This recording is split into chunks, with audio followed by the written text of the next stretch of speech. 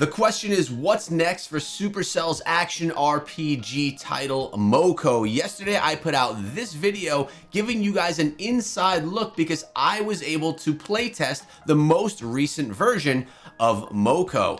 Today, Supercell came out with their KPI number 6, giving us the roadmap for what they're doing for the game, and I want to share all of it with you. This is something I do on my other channels, and I think it's important to do specifically for games that are in development right now, so that you know what's going to be expected from the game. Let's dive into this. Happy 1 year post-beta anniversary. It's crazy that it's been that long. I've actually been playing this game since the early beta. I just played it again last week, and it's actually still on my phone now. I'm playing it. It's not available to the public as of yet. I am a Supercell creator, so if you use code ECHO in any Supercell game, it directly supports my channel, so thank you. Last time you heard from us, we responded to your feedback on the latest meta changes. If you missed KPI number 5 and your follow-up of the summary is we implemented big meta changes, tested them in company, creator, playable, gathered feedback, and now we're ready to move forward. That's exactly why this was done. They got together a whole bunch of super creators, those that were interested, dove into the game, tried it out. I know myself, Kairos, and Lex are 3 that were part of that. They actually shared our content right here in this KPI. If you missed Kairos's, Lex's, or my video, you could find them right there. Let's get on with it. There's some feedback and direction going forward. Well then, how'd the playable go? The results are in, and we're sticking with the new meta, but we'll be making some changes based on feedback we heard. More on that shortly. We've been testing the new version of the game for a couple of months now, and after the latest playtest, we're confident we're on the right path to creating the best version of MOCO that has the highest chances of long-term success. I love hearing this, long-term success, which means they're trying to not kill this game. We're currently in the middle of improving the meta and other features based on the playtest and community feedback. We even tested a new version this past week with some of these changes, and it already felt better. Curious about what the creators think? Well, there you go. You have our feedback videos right there. Playable summary and changes that we're making. Let's start with the good things. Visual style, graphics, and art are on point. I love the artwork. It definitely was an improvement from the initial stages. At least it felt that way to me. They're on point. It brings a cyberpunky feel to an action RPG, which is something that we don't see a lot of. Team-based challenges and cooperation felt good. I agree 100%.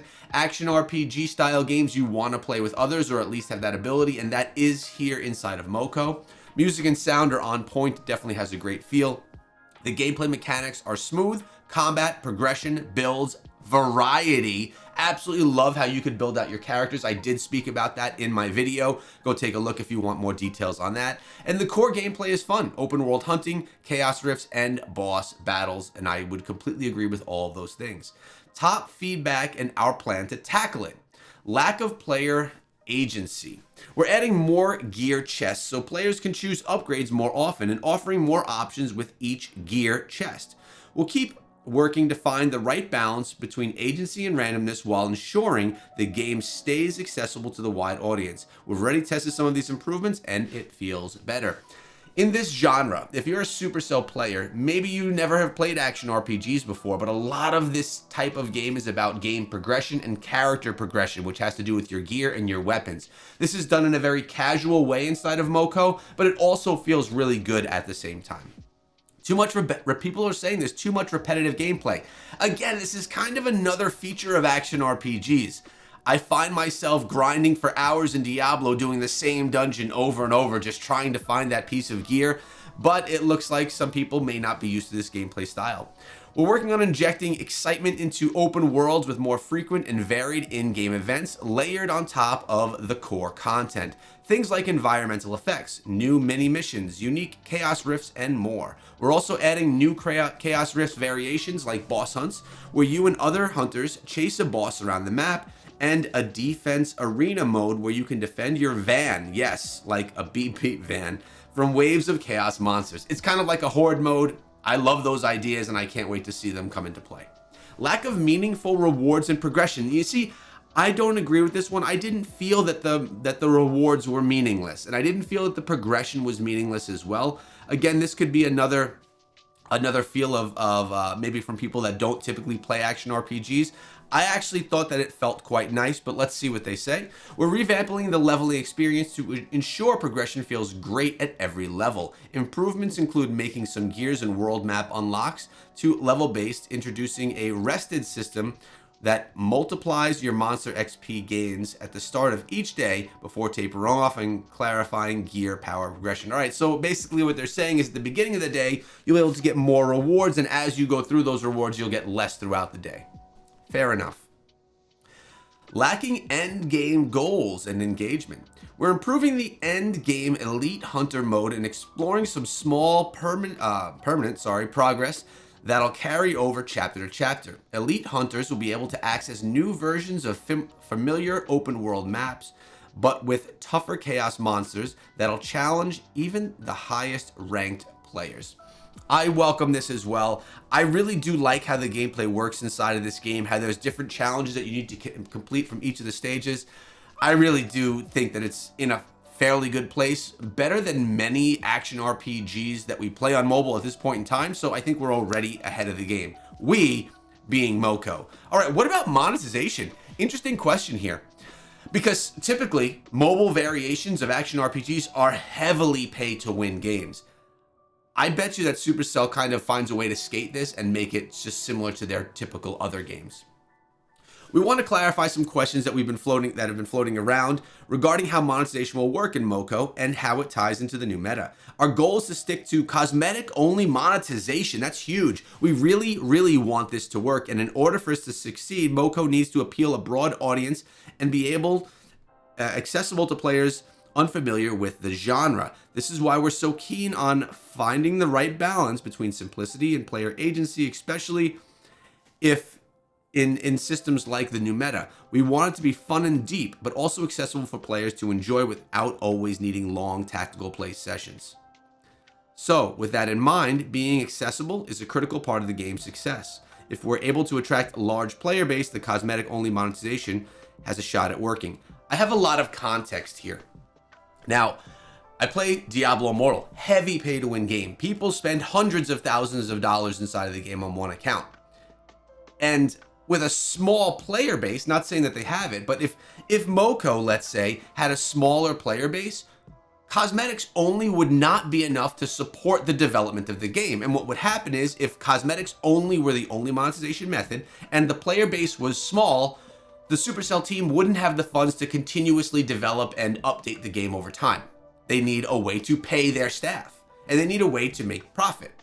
Now, if we have a large player base, let's say a player base like we have in Brawl Stars, Clash of Clans, Clash Royale, one of those games, then monetization can solely be focused on cosmetics, and they could be really successful. I'm sure the cosmetics will be in some form of a battle pass, which of course will probably cost similar to what we see in other games.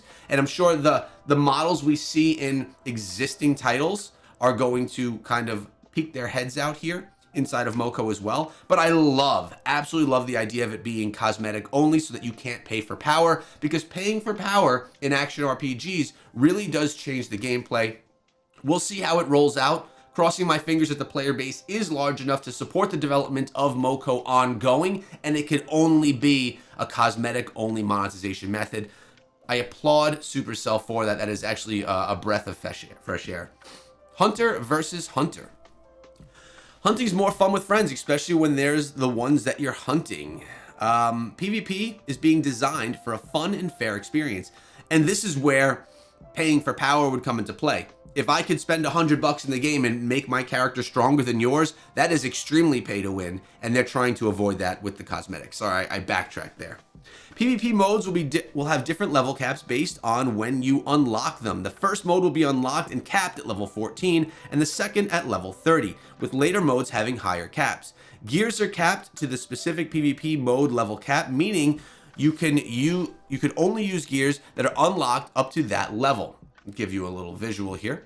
For example, you cannot use gears you unlock after level 14 in a capped level 14 PvP mode. That makes things nice and even. No amplifiers will be allowed in PvP builds, and playing PvP will earn you XP and help you progress in projects. Love this. I love that there's going to be PvP. And this is, honestly, that's getting me even more excited about further stages of this game. Types of PvP modes.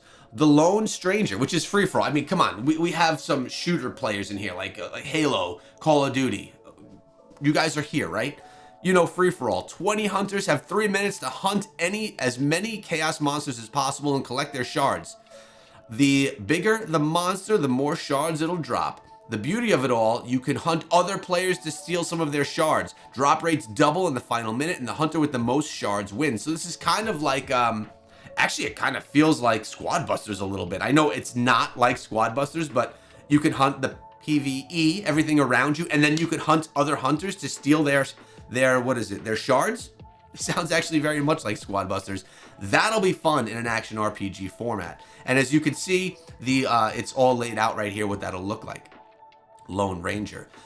Double Trouble. Bring your +1 to the hunt. Team up with your buddy. Same objective as Lone Ranger, but now it's 10 teams of 2. So you could basically do duos. I like being able to play together with other friends, especially in PvP modes, and I love how this looks here for the first, second, third place, etc., etc. 4 fighters team. A little tougher, but the same objective as Lone Ranger. This time, it's 2 teams of 4 hunters with a smaller map, faster chaos monster spawns, and there's a boss. Good luck, have fun. So now it's 1 team versus the other, 4v4, big boss to take down. Absolutely love that as well. This is gonna look pretty good. Group hunt, bigger team, like 4 fighters, but this is a 10 versus 10. We expect a lot of blood, sweat, and tears. Wow. So like 4 fighters, but 10v10, so you have 10 teams of 4. It's gonna be 40 people on a map together. I see why they're saying there's gonna be a lot of blood there.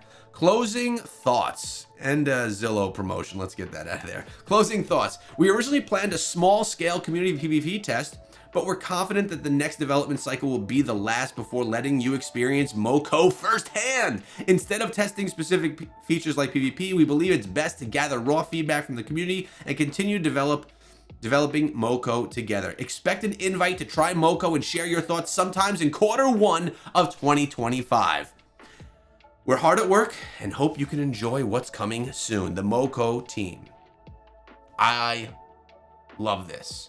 And look at this, PS, yes, you'll keep your progress this time. I guess that means the next time around, the build will be in some way live.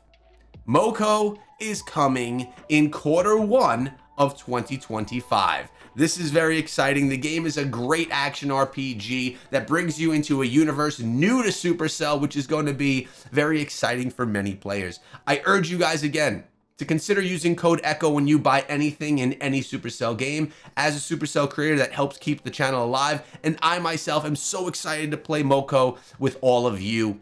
Stay tuned to the channel. I'll see you in the next one.